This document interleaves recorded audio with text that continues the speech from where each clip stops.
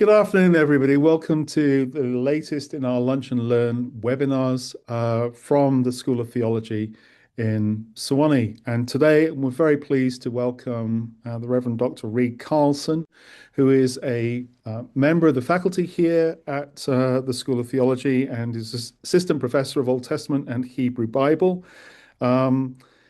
He's an international man of mystery, but he says here he writes about spirit possession, apocalyptic expectation, and Jewish Christian relations, and that's just on Tuesdays. His THD in Hebrew Bible came from Harvard, and his first book, Unfamiliar Selves in the Hebrew Bible, from 2022, was awarded a prize, which I am not going to pronounce because it's incredibly long and German. So Reed is going to be talking to us today about encountering spirits in the Bible, and we're very pleased to welcome you, Reed. Thank you. Oh, I should say, those of you who've got questions, if you put your questions into the chat and in the 10 minutes we've got at the end of Reed's presentation before the end of the hour, I will see if I can compile them on the fly to present them to Reed. So if you do have any questions, just add them to the chat. Reed, over to you. Thank you very much. It is so nice to be with you all. I can't see your faces. I can't hear your applause, but I'm sure it's cacophonous. But I do see your names in a list here. So thank you so much for joining me for the Lunch and Learn today. I'm going to be showing a slideshow, and we're trying something with the captions. So if you are hard of hearing or just don't understand my Minnesota accent, you can turn on captions using Zoom and try to catch something that you missed.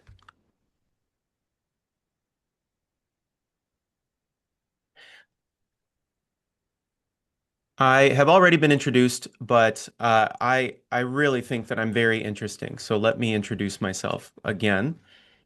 I am an Episcopal priest and have been for almost 12 years now. But I grew up Pentecostal, and that's what that like little fire thing is down there. And so this gave me a kind of enduring interest in spirit matters as they relate to theology and to the study of the Bible. And so I am really interested in how people think about spirits in lots of different contexts, whether they be biblical or modern. And I'm especially interested, as Justin said, I'm especially interested in thinking about encounters with spirits in critical, intelligent, thoughtful ways that at the same time are not reductionist or patronizing or anything like that. I grew up in Minnesota, and that's why there's a Minnesota Twins logo there. And I have been in Sewanee now for a year and a half, and I'm really enjoying it. Before I moved to Sewanee, the furthest south I ever lived was Philadelphia, Pennsylvania. So it's it's a new thing for me. I live here in Sewanee with my family. That's my wife, the Reverend Dr. Britta Myers Carlson, who is a practical theologian, also teaches here in Sewanee, and she is a Lutheran pastor. And those are my kids, Alma and Anthony. When I thought about what I could share with you today in just this short forum, a few different kind of ideas came to me. As Justin mentioned, I wrote my dissertation and then became a book on the topic of spirit possession and other kind of notions of spirits, encounters with spirits in the Hebrew Bible, and more generally in pre-Christian Jewish texts. And that makes sense. I'm trained in Old Testament or Hebrew Bible, and that's what I teach here. So I thought, even though a lot of my work has implications and connections to the New Testament and other early Christian materials, I thought for today we would focus mostly on the Old Testament because, that's what people keep me around for. So that's where I will be looking, but I think we'll have the opportunity at the end to think about how the implications of what I'm directing us to in the Old Testament, how some of those things may have been received in later Christian tradition. So let's get into it. I started teaching as a Old Testament professor in 2019. And I was teaching at a Lutheran, ELCA Lutheran seminary located in Philadelphia called United Lutheran Seminary. And my first semester, I was teaching, kind of like the standard Old Testament introduction class. And then I got to teach one elective. And the elective was called Spirits, Angels, and Demons in the Bible. And it's an elective that I still teach. I enjoy it quite a bit. And was just starting in this job. I was fresh out of my doctorate. I was working on my book. I was super pumped up. And before I even stepped into a classroom, I got a concerned email from an alum of the institution where I was working. I'd been in the job all like not even a month, and and I got this email from a pastor who was out there working. And to be honest, I was a little nervous. Professors don't always want look forward to unsolicited emails from people they don't know from alums of institutions, especially junior professors who are just starting out. And this professor, excuse me, this pastor, I'll call him David. He was actually writing to me for asking for some advice. He had a problem, and he saw my class listed, so he wanted to know. He wanted some advice. He had someone in his congregation who was asking him to perform an exorcism. This was a brand new thing for him. He'd been in congregational ministry for like 10 or 15 years, something like that. He had never had anyone do this before. And it was kind of complicated because this was a person in his congregation. She was an older woman of color who was from the global South. But she was a Lutheran from the global South, ostensibly from the same church that Pastor David was from. And so he was very aware of kind of the intersecting power dynamics there. He, as the older, white, educated Lutheran pastor, and this immigrant Christian, ostensibly from the same tradition, asking him to do something that in her context was completely normal. David wrote to me and he said, here's the biggest problem. I don't believe in demons. I don't believe in spirits. And or at least I don't believe in them the way that this person thinks I do or wants me to. He explained to me that he learned a lot about the Holy Spirit in his systematic theology classes while he was in seminary. He explained that, he had learned a lot about mythologies about spirits, in like how spirits functioned in Greek and Roman empires when he was in his New Testament classes. And he had learned a lot about spiritual practices in his kind of pastoral theology and practical theology classes, but he didn't really know that he believed in spirits, or at least not in that way.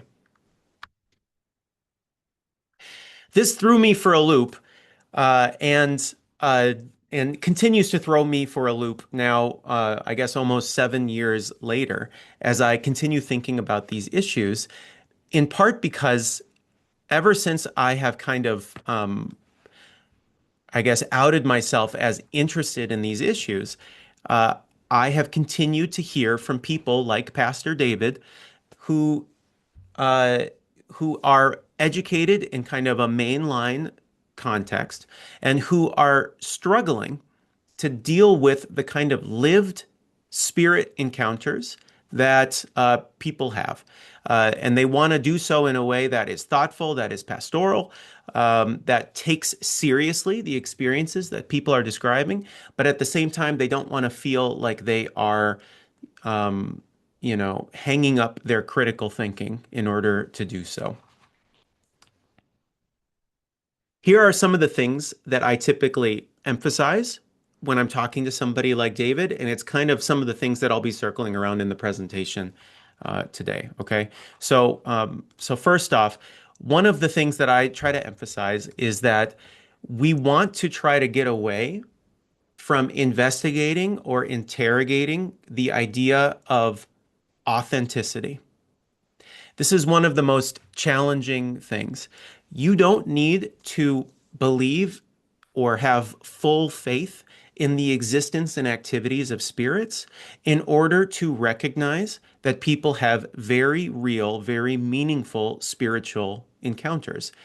In many ways, the desire to kind of assess the authenticity, or if you want to use like a fancy word, like the ontology of spirits, is kind of misleading. It kind of throws us off. And it is really a product of how many of us were educated to think about these things, a kind of, a kind of explaining away of what this stuff means, whether we see it in among people that we minister to, or if we see it in ancient texts, something like that. Um, the like you might think of it like this. It's not your job when someone comes to you looking for help, or wanting just to, maybe they're not looking to you as a pastoral leader. Maybe they just want to share an experience and talk about it with you. Hey, this thing happened. It is it is like almost a curse for us to feel like the first thing we have to do is assess whether or not it is real, right? Um, that doesn't have to be our job. No more than if someone that we're in relationship with is telling us about a conflict at work or something like that. It's not always necessarily our job to figure out who's at fault or why. Explaining away spirit phenomena is one of the quickest ways to silence someone who's trying to share this kind of experience, trying to say, oh, it's just X or Y or Z.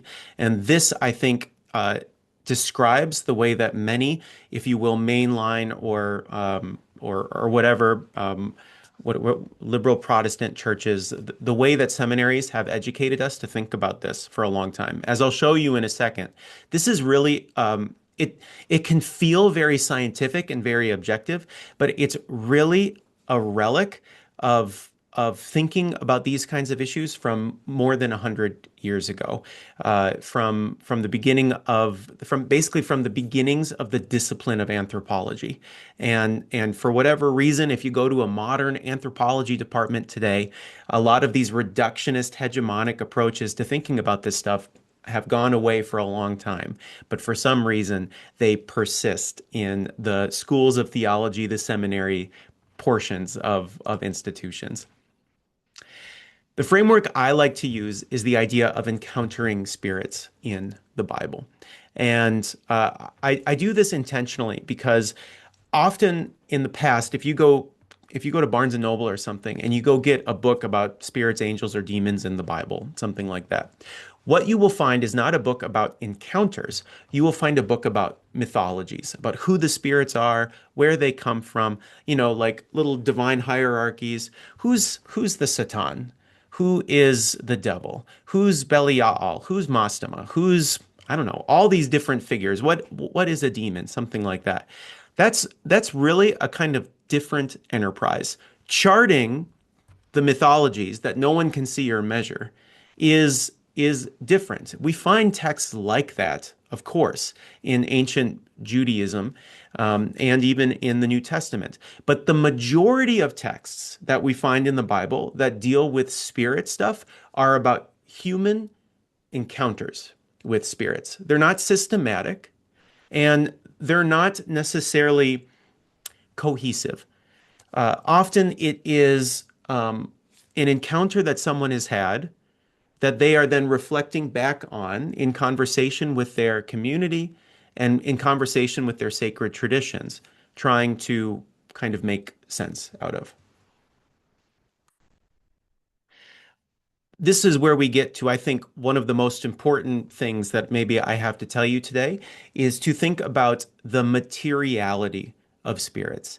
Not necessarily whether or not spirits have material, although that is an interesting question that comes up sometimes, but recognizing that the only way we, as people, as the children of God, encounter spirits is in material, physical ways in our bodies.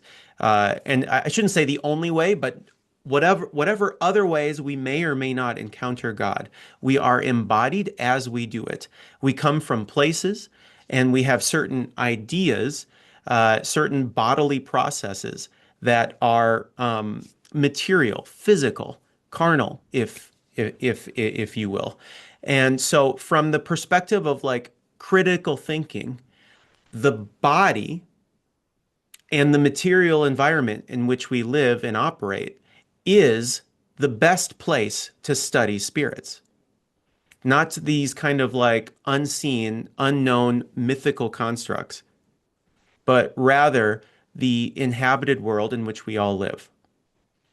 That's a lot to unpack in a big claim. Let me try to substantiate it a little bit. All right.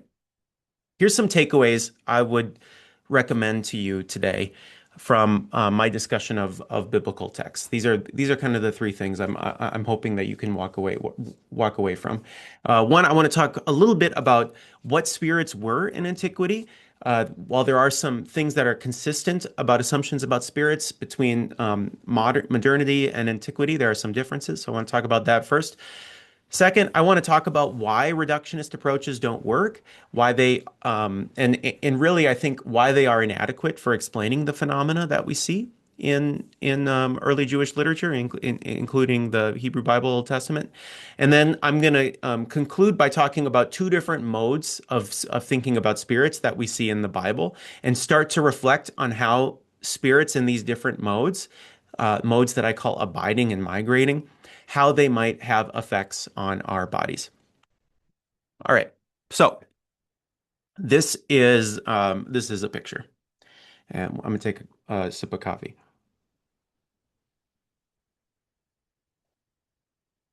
This is my son Anthony, and and I, and we are playing a video game. And if you know anything about playing video games with 3-year-olds, which I think Anthony is in this picture, he's 8 now. Um, One of the things you know is that you should not let them actually play the game. And so his controller is actually connected to nothing, but he thinks he's playing the game, which is fantastic. Don't get away with that anymore with him so much, but it was good enough then. And this is a game that he and I used to play together on the Nintendo called Luigi's Mansion 3. Apparently, there's 3 of them.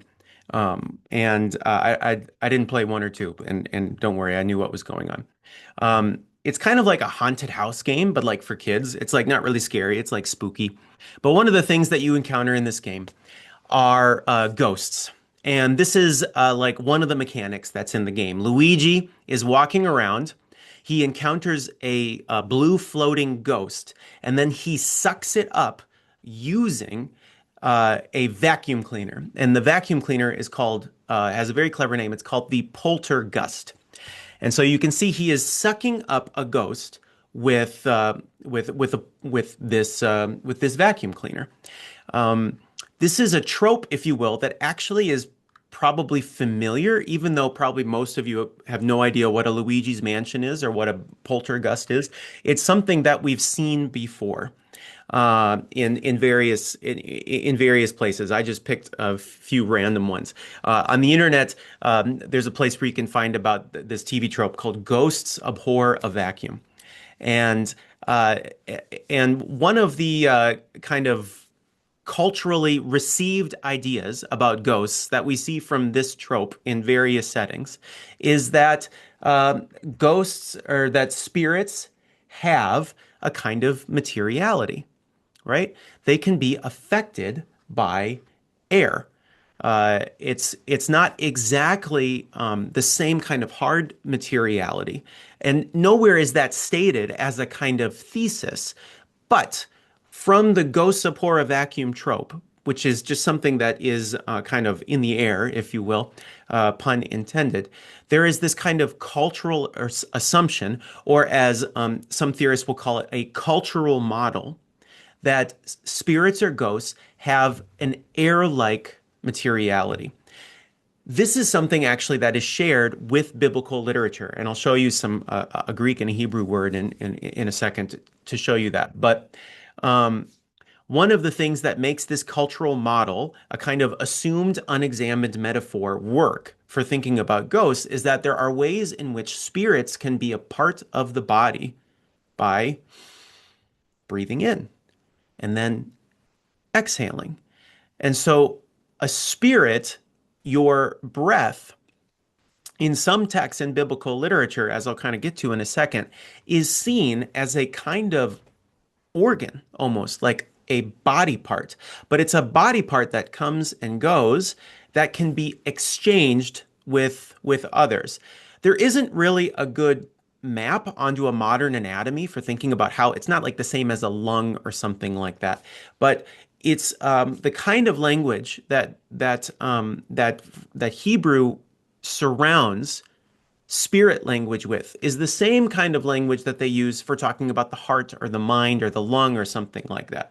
So there's this idea, again, more of a cultural model than any kind of scientific investigation, that a spirit is can be a part of the body, but it's a kind of special part of the body that can come in and out, that can be exchanged, that can be shared, that can be, as I'm getting ahead of myself, but as is that can be exchanged even with God and with God's spiritual body, if you will. Spirits are related to moving air. This seems to be one of the fundamental ideas that are active in it, and that gives them a kind of transferability, right?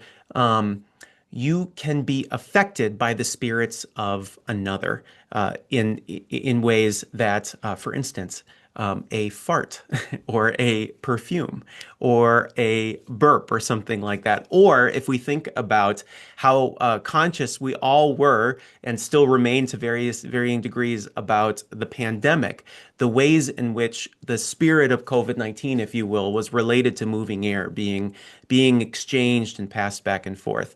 That metaphor, that idea works really well when we also think about this last kind of assumption, the idea that spirits can be affected by technology. In this case, it's a little vacuum cleaner, right? But we see in biblical texts the idea that spirits can be affected by technology with a generous definition of technology. So, for instance, certain kinds of prayer practices are a technique or a technology. But even physical objects, again, going back to that idea of studying spirits through materiality, tokens,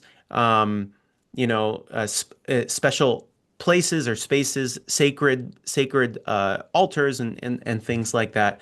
This you can think of as a kind of technology used for manipulating spirits. Those, here's the two words I promised you. I know you were all desperately hoping for a Hebrew word and a Greek word today from the Bible scholar, and so I didn't want to disappoint. The Hebrew word up above there. This is maybe probably most of you already knew these if you've had any theological education, but the word here is ruach. And I am going to ask all of you to repeat after me and make sure you get lots of phlegm there at the end.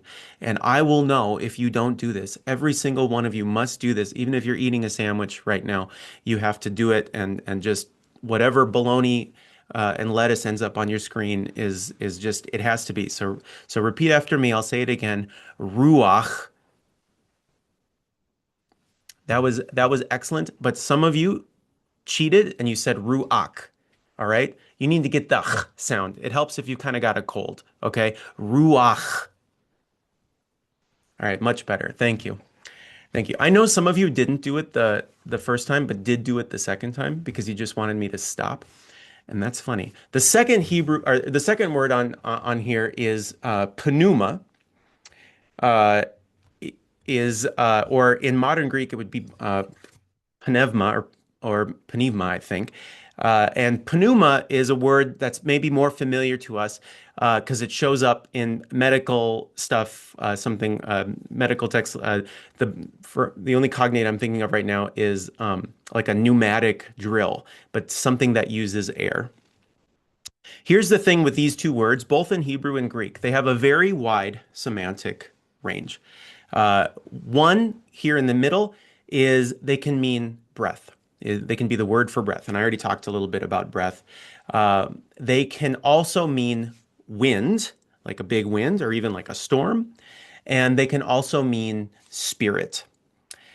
We could think of these, if you wanted, one could think of these as the anthropological, that's the breath, the meteorological, that's the wind, and the theological valences of the word.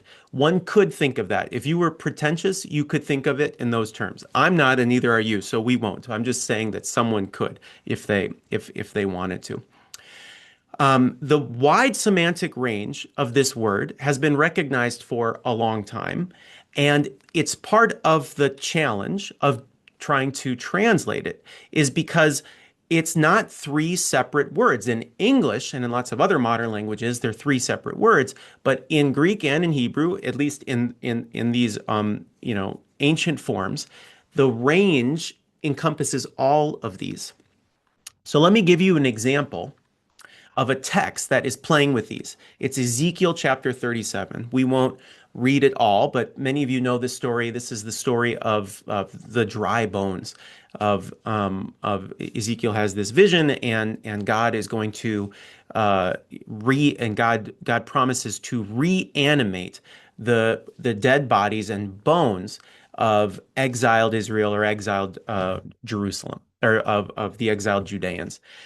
And the agent by which this is accomplished is a ruach. And I've taken basically the NRSV translation here, but in all the places where the word ruach appears, I took away what the English translation says because they use different ones in different places, and instead just put the word ruach. So the hand of the Lord came upon me, and he brought me out by the ruach of the Lord. I think the NRSV here says spirit, but you can also imagine how it could be a wind that's like lifting him and pushing him. And then going down, God says to Ezekiel, prophesy to these bones and say to them, O dry bones, hear the word of the Lord. Thus says the Lord God to these bones, I will cause ruach to enter you. And this is probably like breath, right? That's the sense here. And then further down, I will put ruach in you.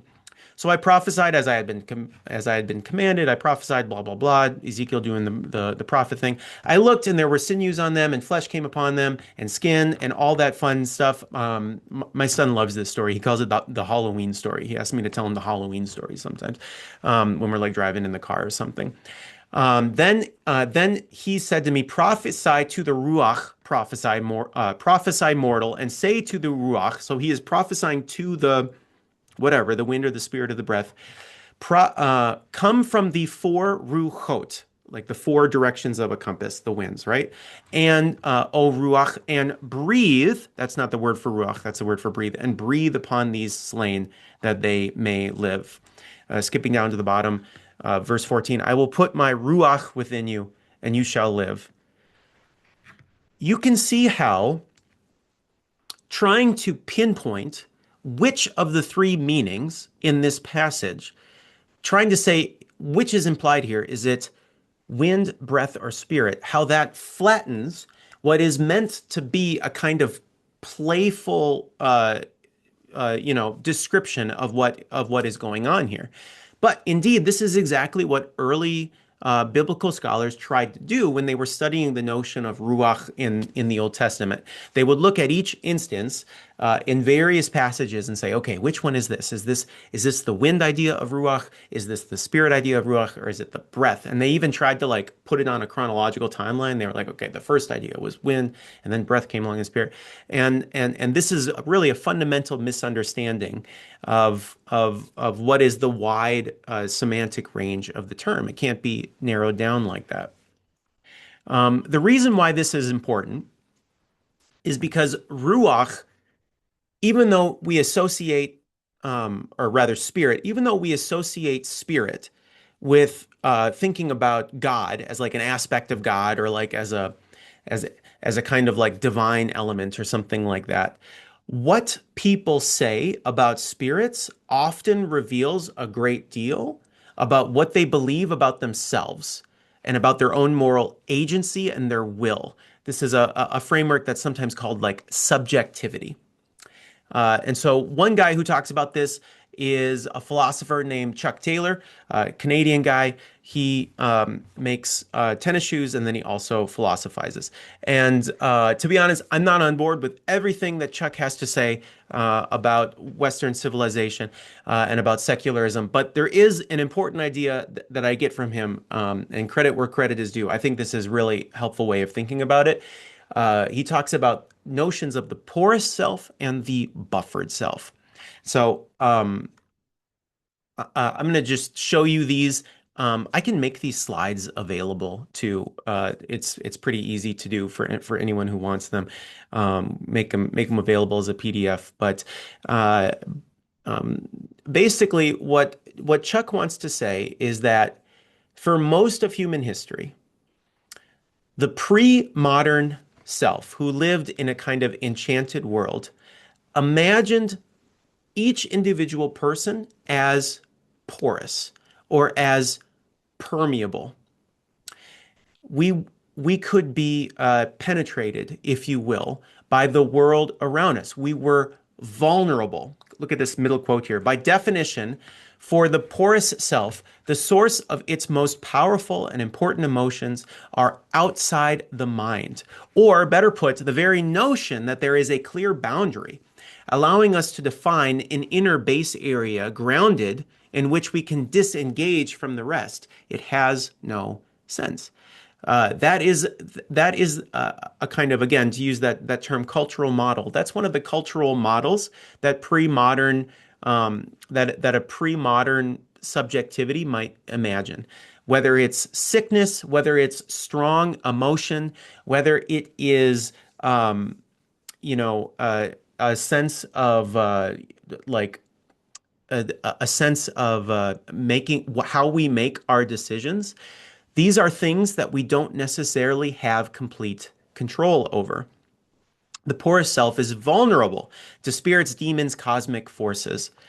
And so there is a degree of fear involved. And this is why so many of the biblical texts that talk about spirits talk about them and prescribe techniques or technologies for mitigating against a vulnerable self. A term that gets used in magic studies or ritual studies is apotropaic or apotropaism, the idea of being able to resist forces from the outside. And this Charles Taylor contrasts from the modern buffered self. A buffered self, a self-determining, independent, and listen to this one, self-possessed person is the value, right? And so to be modern, to be rational and intelligent, it's also wrapped up in notions of masculinity, as I'll talk about in a second, is to be able to determine for yourself what will and won't affect you.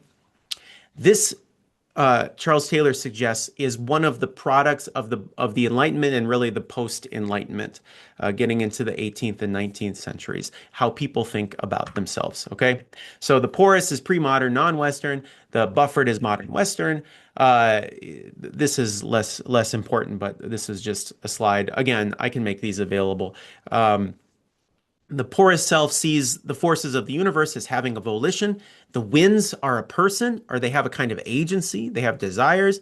They have things they want to accomplish. Whereas the modern self just recognizes winds are just pressure systems or whatever. I don't know anything about that pressure system. That's all I know about it. That's the extent of my meteorological knowledge. Um, Outside forces affect us directly, but for a buffered self, outside forces only affect us through our minds or our bodies, and we can mitigate them in some way. We see a buffer there. Meaning exists outside the self for the porous self, but in a modern world we recognize that meaning, that we create meaning. We make the meaning that nothing has meaning. Again, I'm making the extreme in order to illustrate the contrast here. But we recognize that meaning comes from minds, and minds have agency in determining what does and doesn't mean. Porous self is inherently dependent. and the modern buffer itself is independent. Okay. All right. We've been going for over 30 minutes now. Let's look at a few biblical texts. Okay. Here are some examples of porous notions of spirits in the Hebrew Bible. There's this story in Numbers, which we won't go to, it's a wild one, where a spirit of jealousy comes over a husband who suspects his wife of being unfaithful. And most English translations, they will just say, if they'll say something like, if a husband becomes extraordinarily jealous or something like that. But what the text actually says is if a spirit of jealousy comes over him, and older translations will even say like possesses him, which seems to be the the sense there. Proverbs, the book of Proverbs talks about how this is possible, in several places. Here's one in Proverbs 16. One who is slow to anger is better than the mighty, and one whose temper is controlled then is better than one who captures a city. That's what an English translation will say, one whose temper is controlled, but literally what the Hebrew says is rules his spirit. Someone who rules his spirit.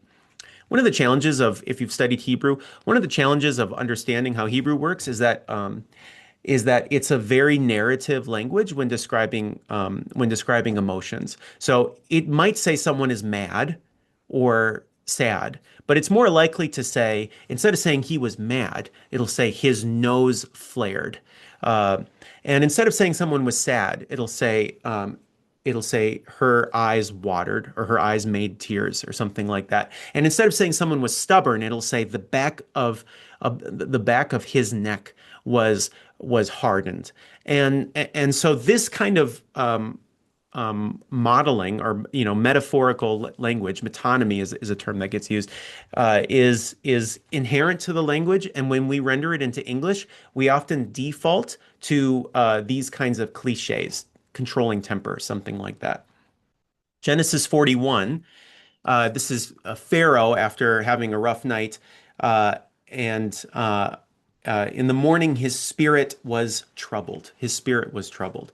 Other translations might just say, he couldn't sleep, you know. And then Isaiah 57, for thus says the high and lofty one who inhabits eternity, whose name is holy. Pretty sure that's referring to God. I dwell in the high and holy place, and also with those who are contrite and humble in spirit, to revive the spirit of the humble and to revive the heart of the contrite.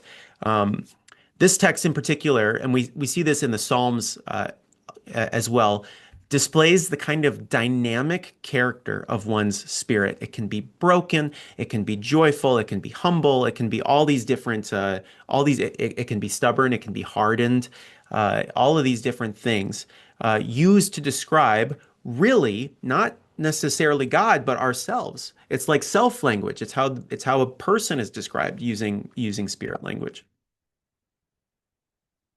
There's a great story, I think, that shows, well, it's just a great story, period, but it shows how easy it is to miss spirit phenomena in biblical literature. It's the story of Hannah, Samuel's mother, and in 1 Samuel 1 and 2. If you don't know the story, Hannah is married to Elkanah, one of two wives of Elkanah, Hannah and Peninnah. Peninnah has lots of children. Hannah doesn't have any. She's barren. And Elkanah loves Hannah. She's the preferred wife, which is a major motif in the Hebrew Bible, of course. And Hannah and Peninnah, here in the translation says her rival, they are at odds with one another, probably because Elkanah has two wives and favors one over the other, like a doofus. And so they make a pilgrimage. They go to the shrine at Shiloh. Hannah goes to the shrine. After they had eaten and drunk at Shiloh, Hannah rose and presented herself before the Lord, i.e., she went to the shrine. Now, Eli the priest was sitting on the seat beside the doorpost of the temple of the Lord. This is what the translation says. Hannah was deeply distressed but literally what it says is her throat was bitter. Her nephesh was bitter. And a more literal translation might say soul. Her soul was not literal. That's still figurative language. But other English translations will say her soul was, she had a bitter soul. And Hannah prayed to the Lord and wept bitterly. She made this vow. God, if you give me a son, then I will give him to you as a Nazarite. So this is the origin story for where Sammy the prophet came from. Okay. As she continued praying before the Lord, Eli observed her mouth. Hannah was praying silently. Her lips moved, but her voice was not heard. Therefore, Eli thought she was drunk.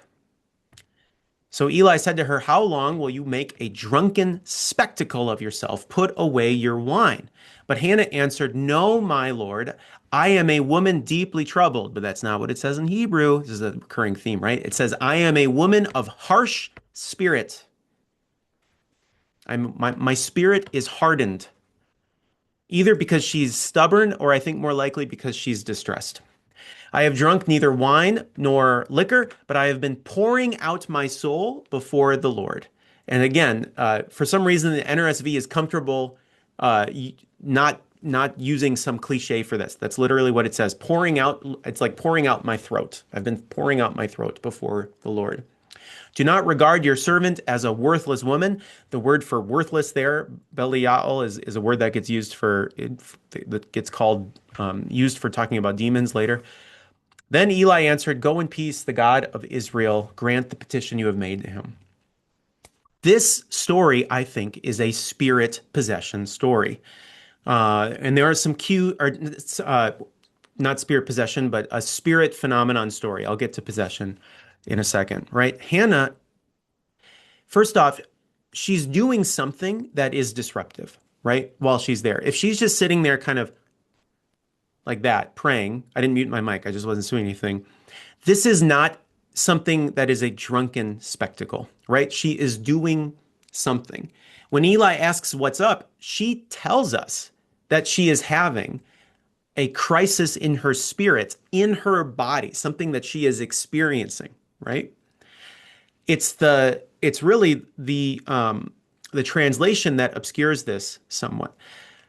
I'm not the only person who thought this, by the way. Later, early Jewish interpreters see Hannah as having a spirit encounter with God here at the temple. They, in fact, call her a prophetess, the first prophetess in the line of Samuel. That's, for instance, the Jewish philosopher Philo says that. Moreover, let's think about a story I think we all know of a time when someone is having an intense spirit experience that results in altered speech and they are accused of being drunk. Anybody know one? Yeah, maybe, right? Given that Luke, the author of Luke Acts, is already looking to the story of Hannah for how he frames the Magnificat. 1 Samuel 2 has Hannah's song, which most scholars agree is a model for the Magnificat. It seems to be, given what I just told you about early Jewish interpretation of this story, that Luke is also thinking about this encounter of Hannah with Eli when he narrates what happened at Pentecost. There's an added dynamic here, which is more of a modern one, but we see it in place here, and that is the question of gender. Often when I get to talking about these issues in congregations, one of the things I notice is that the spirit stuff that is suspect is often associated with femininity and as a reason for doubt for women and women leaders and the capacity of women. And that is a dynamic that we see even in this story, I think. Hannah, the mother of the prophet Samuel, is distrusted because of her excessive emotional response to a spirit encounter. And the narrative of the Bible validates that experience not only as true, but also as like significant for like salvation history, if you will. And it gets picked up again even into the New Testament. And yet, this is a trend that I hear people talk about all the time. The experiences of women, especially women from a certain generation, before certain breakthroughs were made in thinking about leadership in the church. Women who have been boxed out or relegated or in various ways disempowered from leadership in the church because they are seen as being too spiritual, not rational, too porous, if you will, too vulnerable to the outside forces.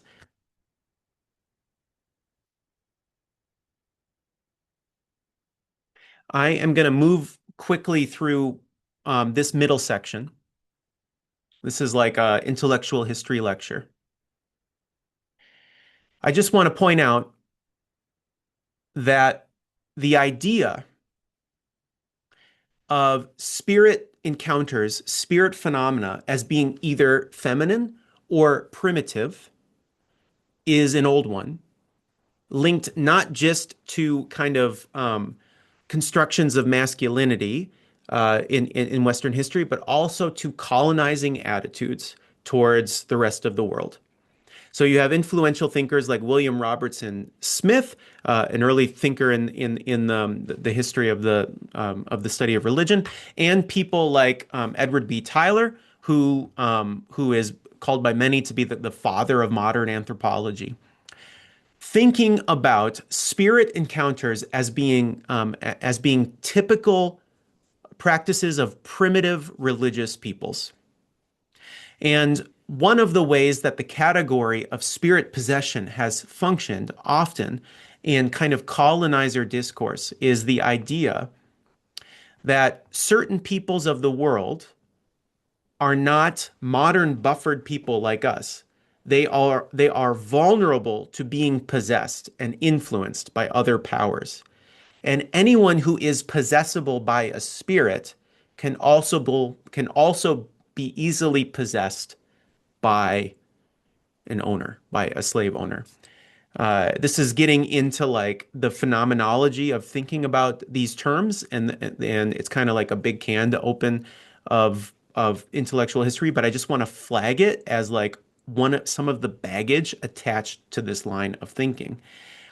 The thing is like this stuff has been thrown out, and it doesn't even work really for thinking about biblical literature. If you just even if you don't even have to be a biblical scholar to recognize this stuff. You can just read the text. So, for instance, how often have you preached a sermon or heard a sermon where somebody says spirit possession is a way of thinking, is a primitive way of thinking about mental illness?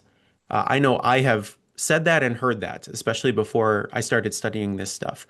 One of the things I just want to point out to you is that in biblical literature, there are distinctions between madness and spirit stuff. So here's an example in 1 Samuel 21. There is a category called madness. This is a story. This is an obscure story. It doesn't show up in the Sunday lectionary or something. King David is on the run from Saul, and he is pretending to be crazy so that he's not recognized. And here we see that a story where he is pretending to be mad. He's engaging in what is apparently like stereotypical crazy behavior. He's scratching marks on the door of the gate and he's drooling. And he does this to disguise who he is. No one looks at him doing this and says, "Oh, he has a demon or a spirit." They're recognizing that it's madness, showing us that there's a category of madness that's active and in fact is always typically active. All right. Here's a New Testament story, the showdown about Beelzebul, whether Jesus is possessed by Beelzebul or not. When Jesus' family heard it, they went out to restrain him, Jesus. For people were saying he has gone out of his mind. And the scribes who came down from Jerusalem said, he has Beelzebul. So here we have a disagreement about what it is that's going on with Jesus, probably because he's got a kind of spirit something going on. Mark tells us in chapter 1 it's the Holy Spirit that's empowering him to do all this stuff. But the scribes and his family are disagreeing. Is it this spirit demon thing or is he out of his mind, right? So here's another distinction between madness and spirit stuff that we find. Here's the last thing I'll say. I'm not going to get to the abiding, migrating stuff. This is the last thing I want to say, and then I want to maybe take some questions. I just want to recommend, as a correction to this, thinking about these issues the way that today's cultural anthropologists and ethnographers think about these issues. They don't engage in the question of ontology or authenticity.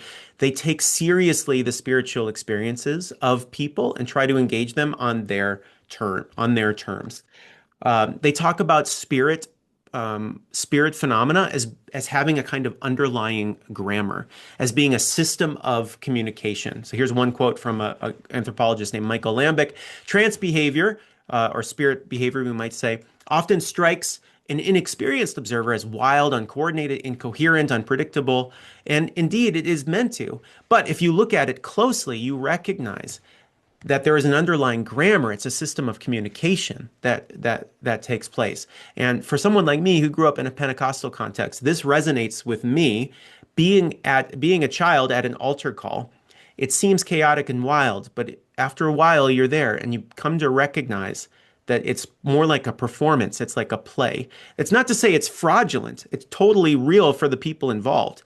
But there's also like people know their lines, so to speak, or to use that old metaphor of like jazz, where people are riffing, but staying within the particular rules, the particular language, discourse. Okay.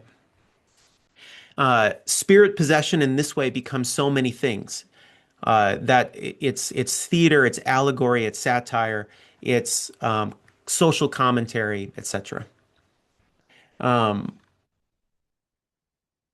for for going back to this issue of gender, um, often the attitude that gets taken is that what is it about women that makes them especially susceptible to being affected by spirits or more likely to engage in spirit behavior? Maybe you've heard this kind of thing before.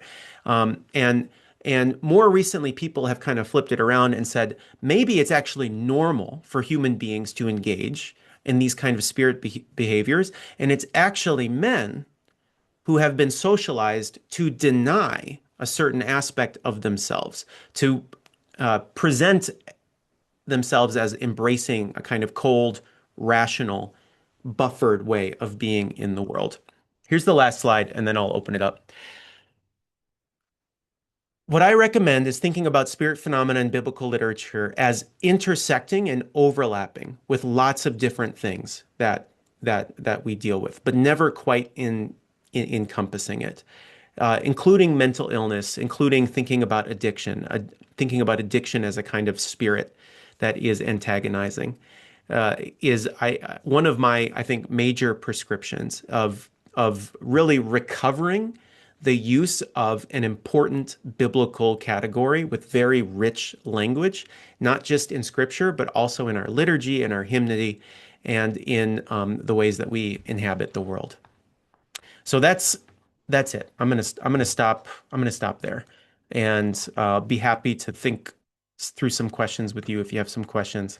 Go for it, Justin. Reed, thank you so much. One of the things that, as people are getting their questions in, one thing I wanted to ask was the difference between porous and buffered, and I wondered whether I was just hearing on the news this week about the panic about microplastics and forever chemicals, and the idea that there's so much microplastic inside our body that's the equivalent of a plastic spoon inside our brain. Do you think that Yeah. we've just turned this porousness into something that is entirely material? Yeah, that's really interesting. I never thought about that. I think it's a good indication of how we're not really as buffered as we like to think we are. If COVID-19 wasn't enough of a wake-up call on that, something like microplastics can be. I think also this reveals something I didn't talk about in the presentation, but how closely aligned notions of purity are with notions of spirits.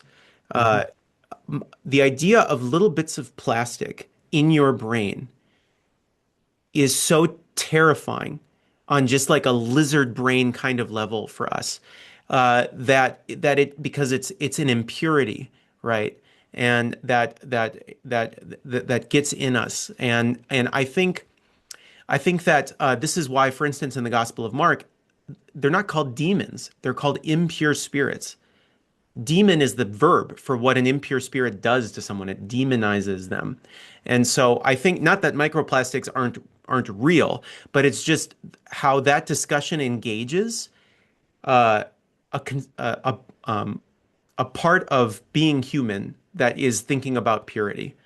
The same part that is active, whatever neurons or whatever, 2,000 years ago in the text that we're reading. Right.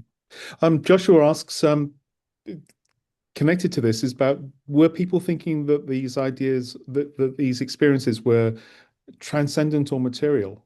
Or, could you, is that actually a distinction that you could possibly make, that they were one or the other? Yeah. I think that this is already a step. This is a question that is already a step removed from the encounter. And it's the kind of step that's always necessary. It's the kind of like debrief, if you will. But one of the things that's so difficult about studying spirit language in ancient texts is that um, the systems are not consistent. You can't make it make sense. And ethnographers will go and study, and it can be a Pentecostal meeting in Appalachia, or it can be a Malagasy spirit possession ceremony at a festival in Madagascar.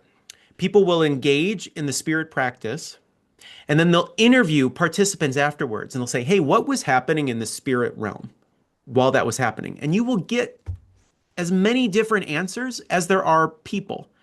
But they all knew what to do. They were all engaged. And so they might have different answers about what is material or what isn't, or and that's because these are encounter-based accounts. Uh, you almost don't you don't need to have a sensible system for explaining what happens. You just need to have a functional one that allows the encounter to continue. Okay. So combining two questions because we're very Yeah, close yeah. to time. That do we use rationality and reason, or dismissiveness as a way of controlling these encounters as people in the past might have used magic? I think so. I think it's a that's a helpful way of thinking about it. Uh, is that magic is a way of controlling these fearful forces, and I think rationality is definitely a way of doing that. Yeah. This has been absolutely fascinating. Really, really interesting. It set off so many ideas, and first of all, hearing Chuck Taylor referred to as Chuck, I think is just brilliant. So I want to thank Reed. Thank you so much for giving us an encounter with something that is above and beyond what we normally allow ourselves to encounter.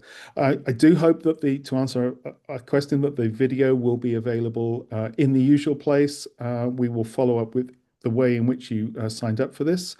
Our next Lunch and Learn is a month today, is on the March the 3rd, in which the Reverend Dr. Britta Myers Carlson, who shares a wedding anniversary with our speaker today, will be talking about the 1700th anniversary of the First Council of Nicaea and why that might still be important for Christian churches today. So please come and join us again on the 3rd of March when we can hear Britta's take on that.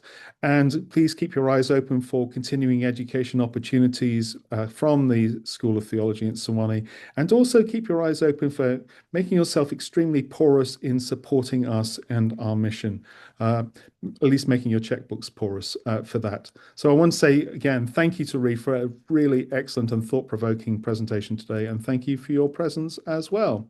Thank you, everybody. Thank you. Bye.